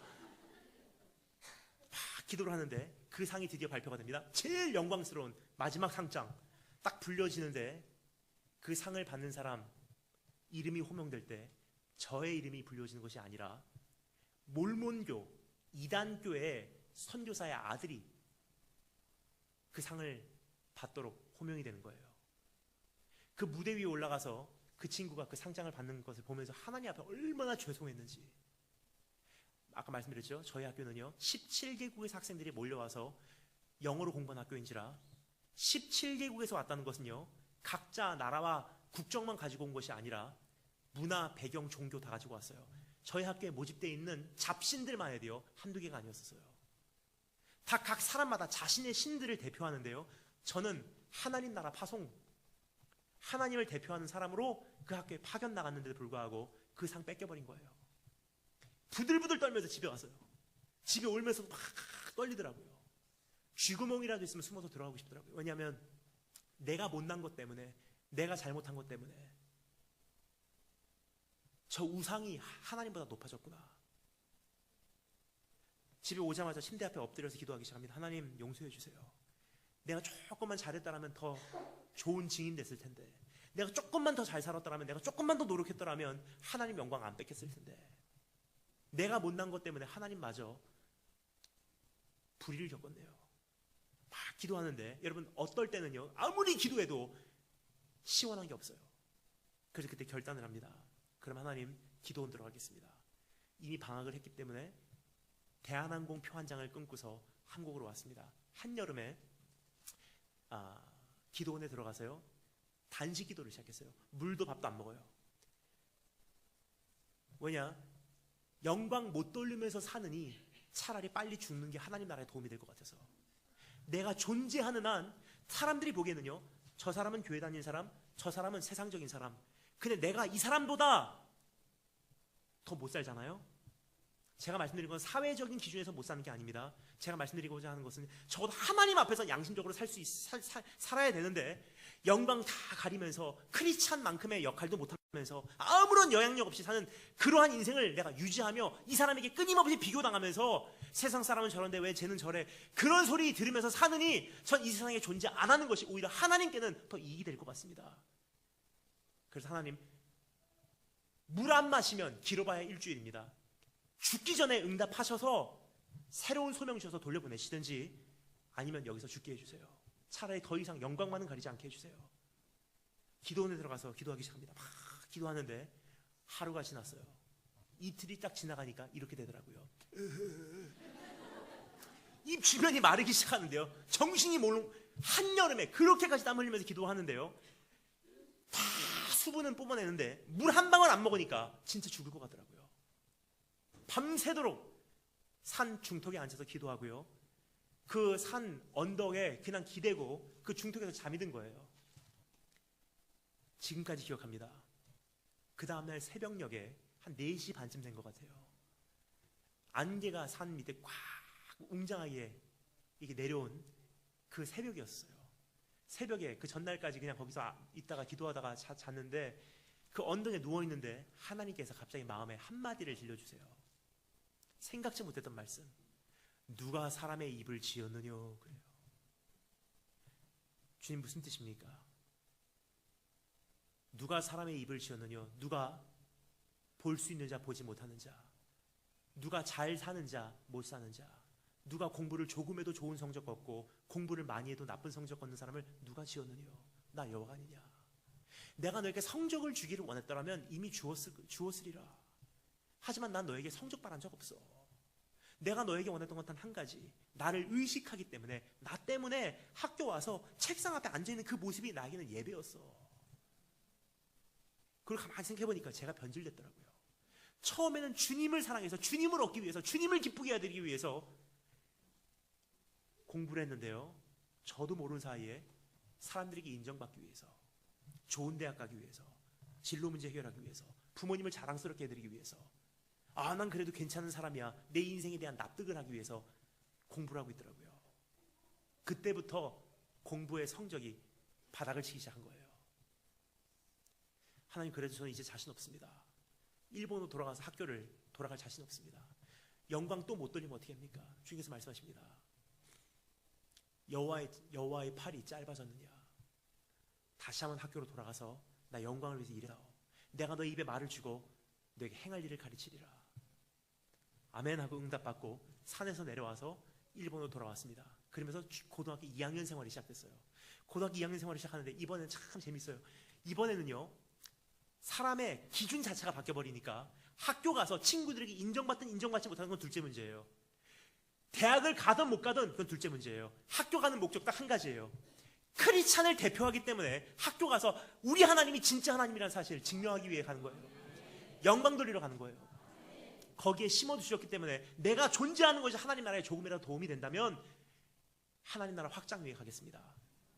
학교 가기 전에 현관 앞에 무릎 꿇고 앉습니다. 그럼 저와 여동생과 어머니가 셋이 손을 잡아요. 어머니께 기도하십니다.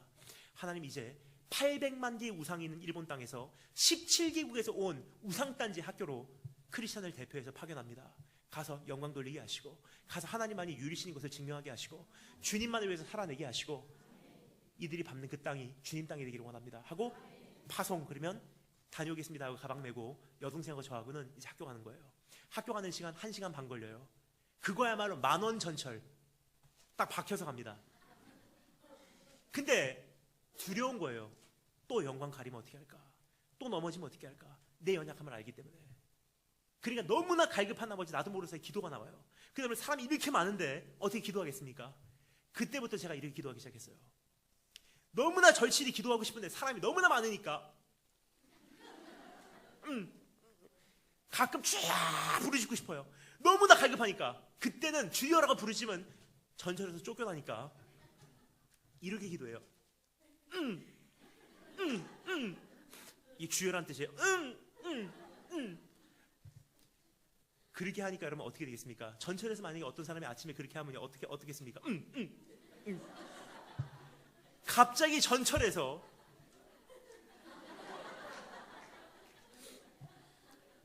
저는 몰랐어요. 근데 제 친구가 매일 아침 그 전철에 탑승하고 있다가 멀리서 보기는 재밌고 아는 척하기는 창피하고 하니까 학교 와서 소문을 퍼뜨린 거예요. 얘는 전철에서 아침에 이상한 짓 한다. 나중에 학교에서 유행어가 생겼어요. 저는 몰랐습니다. 나중에 알게 됐어요. 학교에서 저는 복도를 지나가면 친구들한테 인사합니다. Good morning 하고 지나가면 친구들이 저는 모르니까 이상한 놈들하고 나중에 알게 됐어요. 제 흉내 내더라고요. 근데 학교를 가도 두려운 거예요. 하나님, 내가 정말 이제 어떻게 살아야 되겠습니까? 학교를 가도 또 넘어질까봐, 또 실수할까봐, 또 주님 배반할까봐, 주님보다 다른 것을 얻기를 원해서 내가 하루를 살아낼까봐 참 무섭더라고요. 그래서 하루에 3번 때를 정해놓고 기도하기 시작합니다. 제가 기도할 수 있는 학교의 유일한 조용한 은밀한 골방, 화장실. 화장실에 들어가서요, 문 닫아놓고 숨어서 그런 기도 안 해요.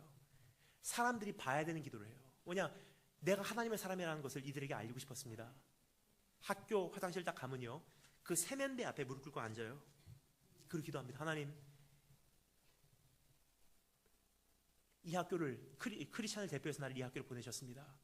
이 학교에 와서 800만 개의 우상이 있는 일본 땅에서 17개국에서 몰려온 이 학생들 앞에서 하나님이 참신이라는 사실을 증거하게 하시고, 교장 선생님부터 어린아이에 이르기까지 한 사람도 남김없이 저를 통해서 복음 들어가기를 소망합니다. 막 기도하고 있어요. 학교 아침에 등교하면 기도하고, 점심시간에 내려와서 또 기도하고, 학교 끝나고 집에 오기 전에 또 기도하는 거예요. 한참 기도하고 있습니다. 친구들이 내려와서 깜짝깜짝 놀래요. 때로 여기서 뭐해? 일어나. 학교에서 소문이 퍼집니다. 얘는 학교에 등교할 때 전철 안에서 하는 그 정도 차원이 아니라 얘는 하루에 3번 화장실에서 이상한 짓 한다.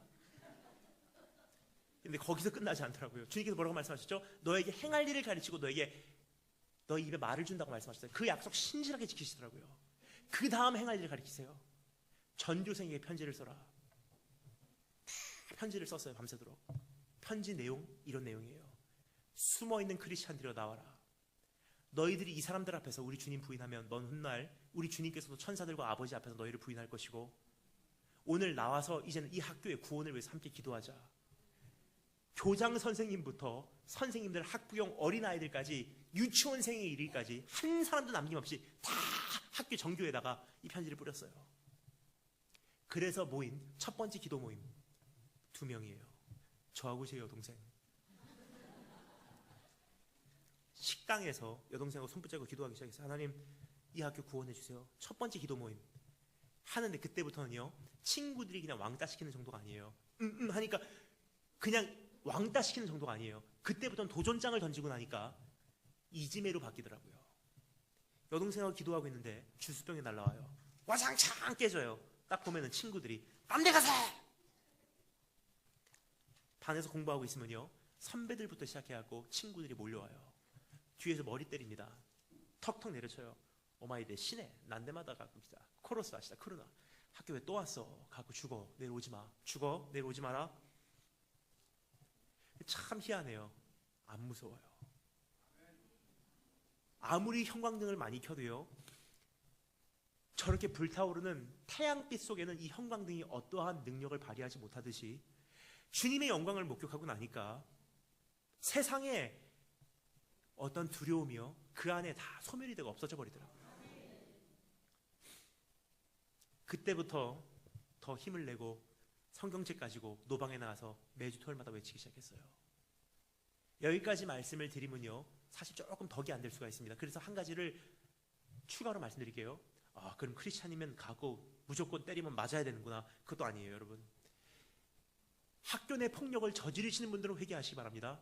하지만 피해자시면요, 주님의 때를 기다리시기 바랍니다. 저는 이렇게 했어요. 더 이상 맞아서도 덕이 안 되겠더라고요. 왜냐? 크리스찬이면 무조건 때려도 돼도 좋은 예가 아니거든요. 막 매일매일 맞았어요. 근데 참을 만큼 참았어요. 더 이상 기다렸다가는, 더 이상 참았다가는 하나님께 영광이 안 됩니다. 그게 기준이에요. 그래서 그날 제가 결단을 했습니다. 그날도 공부하고 있는데 친구들이 몰려와서 저를 때리려고 그래요. 오마이드 신뢰하고 저를 딱 내려치려고 하는 순간 제가 벌떡 일어나서요, 친구 한 명을 딱 잡고 너나 따라와. 화장실로 끌고 와서 제가 기도하는 그 자리로, 내가 너를 오늘 주님께 산자서를 드리리라. 끌고 가서 화장실로 밀어 넣었어요. 너! 하니까 친구 깜짝 놀래요. 뭐? 내가 너보다 힘도 세. 내가 너보다 싸움도 잘해. 내가 너보다 공부도 잘해.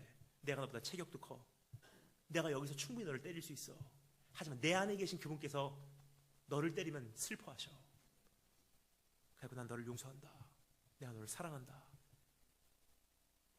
그때 그 친구는 어색한 웃음을 지면서 가더라고요. 그런데요, 참 기가 막힌 것은요, 전 지금까지 확신합니다. 그때부터 마음이 열리기 시작했던 것 같아요. 왜냐? 그때부터 딱 1년 후에 졸업 수학 여행 때 그 친구하고 저하고 방 룸메이트로 3박 4일 동안 중국 북경에서 함께 지냈어요. 수학 여행 때. 근데 밤새도록 그 친구가 울면서 저를 통해서 예수님 영접하고요, 나중에 고백합니다. 참 네가 미웠어. 그런데 네가 나에게 했던 말, 그 한마디 때문에 예수님이라는 분에게는 뭔가 있구나 자기가 생각을 하기 시작했대요. 그렇게 1년을 살았어요. 화장실에서 기도하고, 전철에서 기도하고, 노방에서 외치고, 여동생하고 둘이서 모여 앉아서 단 둘밖에 없다고 해도 거기서 둘이서 기도해야 하고. 1년이 딱 지나니까요, 또 마지막 날이 오더라고요. 여러분, 반드시 인생에는 그 날이 옵니다. 마지막 날, 그 전해와 같이 시상식의 날이 있었어요. 선생님들, 학부형들, 학생들, 교장 선생님께서 올라가셔서 그날도 역시 다른 해와 똑같이 시상식을 거행하십니다. 영어, 수학, 과학 다 상을 주시고요, 마지막 상을 주는 그 시간이 돌아왔어요. 무슨 상이죠? PTA상. 부모님과 선생님들이 의논하고 상의해서 가장 모범스러운 학생에게 너희들도 얘같이 돼 하면서 장학금과 함께 주는 상이에요. 그 상을 딱 발표를 하려고 하는데요, 참 희한해요. 저는 참 미안해요. 저는요 가슴이 뛰지가 않아요. 그 상에는 별로 관심이 없어요. 이전 같으면 저 상을 나에게 주시옵소서 그러는데요, 이번만큼은 저 상에 대한 관심이 없는 거예요. 왜냐면요, 전 지금까지 기억합니다. 하나님께서 제 마음에 속삭이신 한마디가 있었어요. 상 발표가 되기도 전에 하나님께서 제 마음에 이렇게 말씀하세요. 합격. 사람들 뭐라 그래도 너 내 눈에 합격됐어. 사람들 몰라요, 여러분. 제가 사실 간증을 해서 제가 어떻게 살아왔는지 지금 100분의 1도 다 표현을 못합니다. 하지만 그 한 해 동안 제가 어떻게 주님 때문에 살아왔는지는 주님은 아세요. 그날 저에게 말씀하십니다. 합격. 하나님께 합격이라는 음성을 한번 들은 사람들은요, 또 그 음성을 들어보고자 한평생을 그 음성에 목말려서 달려가게 돼 있어요. 그 순간 발표되는 이름은요, 몰몬교, 힌두교, 유대교, 신토교, 저를 핍박하던 친구들의 이름이 아니라 하나님의 불꽃 같은 눈동자만을 의식했던 저 이름이 불려지더라고요. 깜짝 놀라서 무대 위로 올라오니까 교장 선생님께서 저에게 상장 주시면서 그날따라 마이크도 주시더라고요. 한마디 하라고. 여러분, 마이크를 드는 순간 제가 꼭 하고 싶은 말이 있었어요. 이렇게 말했습니다. 노래를 한 곡 하겠습니다. 교장 선생님께서 깜짝 놀라시고 그래라 하시면서 내려가고 앉으시더라고요. 그때 제가 불렀던 노래, 여러분 다 아시는 노래, 굉장히 오래된 흘러간 노래예요. 하지만 저의 고백이었습니다. 다 부모님들, 선생님들, 친구들 저를 지켜보고 있는 그 앞에서, 다 자기네 신들이 옳다고 하는 그 사람들 앞에서 제가 높아지는 그 순간, 정말 주님께 드리고 싶었던 한 곡의 찬양이 있었어요. In moments like this, I sing out a song. 이와 같은 때 난 노래하네. 사랑을 노래하네, 주님께. 다 자기네 신들이 옳다고 하는 이 사람들 앞에서 내가 높아지는 순간 난 주님께 고백합니다. 주님 사랑해요, 주님 사랑해요, 주님 사랑해요. 막 외쳤어요. 한 곡을 마쳤는데요, 조금 부족하더라고요. 그래서 또 한 곡을 메들리로 감사해요, 주님의 사랑, 감사해요, 주님 은혜. 목소리 높여 주님을 찬양합니다. 주님 감사해요. 막 부르면서 사실 조금은 두려움이 있었어요. 왜냐, 저희 교장 선생님께서요, 무신론자로서 예수님을 믿는 사람들을 무식한 놈들이라고 핍박을 하신 분이세요. 근데 에라 모르겠다 하고 두 손 들고 주님 사랑해 막 부르고 딱 눈을 뜨니까 충격적인 사실을 보게 됩니다. 선생님들과 친구들이 울고 있어요. 이게 왜 그러지 하고 이상하게 하고 나만 우는 줄 알고 있다가 깜짝 놀라서 무대에서 내려와 보니까 그때 알게 됐습니다. 제 중학교 2학년 때 담임 선생님이 막 저에게 뛰어오시더니 저를 탁 안아주시더니 울면서 저에게 말씀하세요. 고맙다, 고마워. 놀래서 선생님께 여쭤봤어요. 선생님 왜 그러세요? 선생님께서 말씀하십니다. 너 1년 전에 우리 모두에게 보냈던 편지 기억나니? 숨어있는 크리스찬들이 나와라 했던 거. 그 편지를 가지고 내가 집에 가서 얼마나 힘들어주나 아니. 수십 년 동안의 일본 생활 속에서 내가 크리스찬임에도 불구하고 그거 숨기고 살았거든. 근데 그날 그 편지 받고서 내가 크리스찬입니다 하고 나오기는 참 싫더라. 참 힘들더라. 그냥 나 같은 사람이라고 우리 아버지 하나님 안 높여드리고 싶겠냐. 우리 모두가 그토록 하기를 원하는 것을 네가 대신해서 고맙다. 그러니까 친구들이 나도 그래, 나도 그래. 그때부터 여동생하고 저하고 둘만 모였던 기도 모임이요 30명이 됐어요. 여러분, 골리앗이 넘어지기 전까지는요 이스라엘 민족 다 숨어 있었대요. 근데 다윗이란 용사 한 사람, 어린 아이예요. 하지만 한 가지밖에 관심이 없었던 사람이에요. 내가 죽든지 말든지 관심이 없는 사람이에요. 딱 한 가지 관심, 하나님의 이름을 위해서라면 내가 뭐든지 하겠습니다. 그 한 가지로 한 사람이 일어났을 때 이스라엘 민족이 동시에 함께 들고 일어났어요. 여러분, 오늘 하나님 앞에서 여러분 무엇을 원하십니까? 옷자락 만지고 도망가는 정도의 차원의 신앙생활을 하기를 원하십니까? 주님이 나에게 원하시는 인생은요, 옷자락 만지고 응답 줄 테니까 빨리 가라.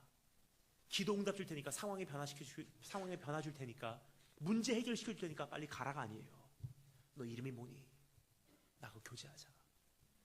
내가 네 안에 있고 네가 내 안에 있고 네 인생이 풍성해지고 너는 나로 채워지고 내가 너에게 주기를 원하는 것은 바로 그것이야. 자, 그렇다면 어떻게 그것을 할 수 있을까요? 한 가지만 살펴보겠습니다. 이 여인이요, 어떻게 해요? 두렵고 떨었대요. 네가 누구냐 할 때 그 여인이 두려워하며 주님께 나왔대요. 왜 두려워했는지 말씀드릴게요. 이스라엘 민족 가운데 그 율법을 보면요, 거룩한 것과 부정한 것이 확실히 나눠져 있어요. 거룩한 것, 부정한 것. 그러면 여러분, 혈류가 있다는 것은요, 몸에 출혈이 있다는 것은요, 거룩한 것입니까? 부정한 것입니까? 부정한 거예요. 그럼 여러분, 문둥병자나 혈류병자나 내가 부정한 사람이라고 하면은 내 안에 있는 부정함이 다른 사람에게도 전염이 되는 거예요. 따라서 내 안에 부정함이 있다면요, 사람들이 지나가면 외쳐야 되는 의무가 있었어요. 나는 부정한 사람입니다. 나에게 가까이 오지 마세요. 옷자락도 나에게는 닿아서는 안 됩니다. 나는 부정한 사람입니다. 그래서 그러한 부정함이 전염이 될까봐 부정한 사람들은 성 밖으로 쫓겨남을 당했어요. 이 여인도요, 아마 성 밖에 살았던 여인으로 추적이 됩니다. 근데 그 여인이 얼마나 뻔뻔하고 자기 자신밖에 몰랐던 여인이냐면요, 자기의 부정함, 내 안에 지금 흐르고 있는 이 출혈, 입 딱 닫고 옷 입고요, 모른 척하고 사람들 사이에 파고들기 시작합니다. 이 사람한테 부딪히고 저 사람에게 부딪히고, 이 사람에게 전염, 저 사람에게 전염, 그 주변에 있는 모든 사람들에게 자신의 부정함을 다 전염을 시켰어요. 그 순간 주님께서 물어보십니다. 누가 나를 만졌느냐? 그럼 그 여인이요, 내가 만졌습니다 한다는 것은요, 그 자리에서 당장에 돌던짐을 당해서 죽임을 당해도 마땅한 거예요. 근데 그 여인이 어떻게 하죠? 내가 만졌습니다 하고 손 들고 나와요. 왜일까요? 그 이유를 말씀드릴게요. 여러분, 그 여인이 처음에 예수님을 찾았을 때는요, 만지고 도망가려고 그랬어요. 다른 사람에게 이 부정함이 전염이 돼도 관계가 없었어요. 왜냐? 나만 나으면 되거든요. 내 문제만 해결되면 되거든요. 그런데요, 만지는 순간, 그리고 그분께서 나를 바라보며 네 이름이 뭐니? 그 부드러운 목소리로 따뜻한 음성으로 나에게 속삭이시는 순간 그 여인이 가치 기준이 혼란이 오기 시작했어요. 처음에는 내가 우선이에요. 하지만 그분을 만나는 순간, 그분의 옷자락에 내 손을 대는 순간 한 가지를 경험합니다. 나도 이분을 알고 싶어. 나도 이분과 한 번만 대화를 했으면 얼마나 좋을까. 내가 오늘 여기서 당장에 돌 던짐을 당해서 죽임을 당한다고 해도 내 이름만은 알려드리고 싶은데, 내가 여기서 당장에 죽임을 당한다고 할지라도 저분의 마음에 나라는 여인이 기억이 된다면 얼마나 행복할까. 주님을 사모하기 시작해요. 그래서 어떻게 합니까? 내가 만졌습니다. 묻힙니까? 나 죽어도 괜찮습니다 라는 거예요. 예수 얻기 위해서 나 죽어도 괜찮습니다. 그때 주님께서 뭐라고 말씀하십니까? 예수께서 이르시되 딸아, 네 믿음이 너를 구원하였으니 평안히 가라 그래요. 우리가 알기로는요, 옷자락을 만졌을 때 그 옷자락을 만지는 그 신앙을 보시고 야, 네 믿음이 대단하다. 아니에요 여러분. 옷자락을 만지는 그때까지는 그 여인은 예수님을 이용하러 온 여인이에요. 하지만 그 여인이 이제는 주님을 만나기를 원합니다. 내가 죽어도 괜찮으니 주님과 한번 대화해보기를 원합니다. 내가 죽어도 괜찮으니 내 이 기적을 주님께 아뢰고 싶고 내 이름이 당신 안에 기억이 되고 싶습니다. 난 죽어도 괜찮으니 난 예수를 얻고 싶습니다 하는 순간 주님께서 말씀하십니다. 네 믿음이 너를 구원하였으니 이젠 평안히 가라. 네 병에서 놓여 건강할지어다. 그 믿음을 칭찬하신 거예요. 죽어도 괜찮다고 자기가 주님 앞에 결단한 믿음. 여러분, 오늘 이 시간 주님 앞에 어떠한 문제 때문에 오는 것이 아니라 주님을 얻기를 원하시는 그 믿음을 원하신다면요, 이제는 어떤 문제 해결이 아니라 내가 주님을 만나기를 원하신다면요, 나도 그 결단이 요구된다는 거예요. 다른 곳에 성경이 뭐라고 말하죠?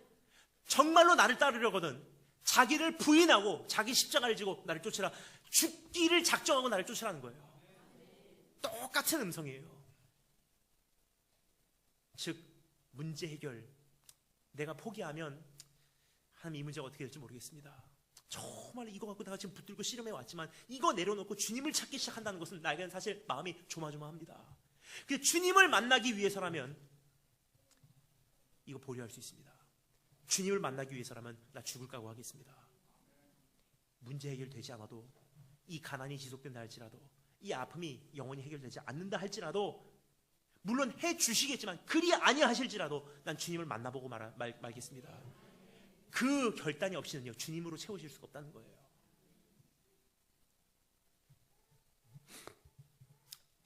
기다리게 하시는 목적, 주님을 얻기 위하여. 마지막 세 번째 짧게 살펴보고 마치겠습니다. 세 번째 따라 시험사입니다. 기다릴 수 있는 이유. 여러분, 우리 세 번째 마지막으로 짧게 살펴보고 마치겠습니다. 첫 번째 우리가 살펴본 것은 뭐죠? 기다리지 못하는 원인이고요. 두 번째, 기다림의 궁극적 목적. 세 번째는 기다릴 수 있는 이유. 즉, 나로 하여금 기다리게 하시는 이제 원동력이 있다는 거예요. 첫 번째 따라 시험사입니다. 그분의 사랑의 표현과 그분의 응답의 지연은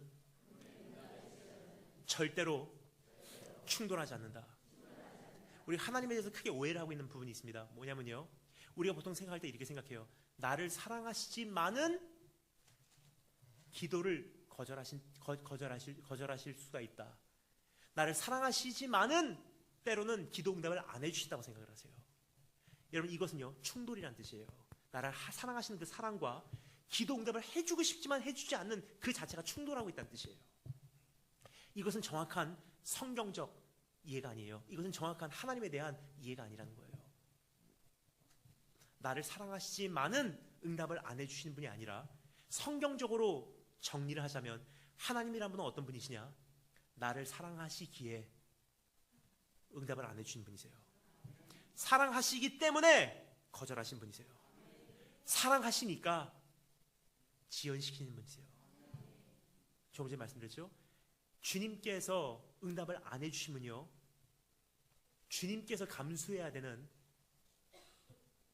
그 손해가 더 큽니다. 왜냐? 내가 하나님 저주하고요, 내가 하나님께 불평하고요, 내가 떠나갈 수 있는 가능성을 다 감수하셔야 된다는 거예요. 자기 아들을 보내실 때까지 이미 희생을 치르시고 나에게 그렇게 영광받기를 원하셨건만, 이거 그까짓 거 응답 하나 안 해주신다고 내가 주님을 떠나간다면요, 주님께는 어마어마한 희생이 요구가 된다는 뜻이에요. 그럼에도 불구하고 주님께서 응답을 안 해주신 이유가 있어요. 뭐죠? 사랑하시기 때문에. 이런 뜻이에요.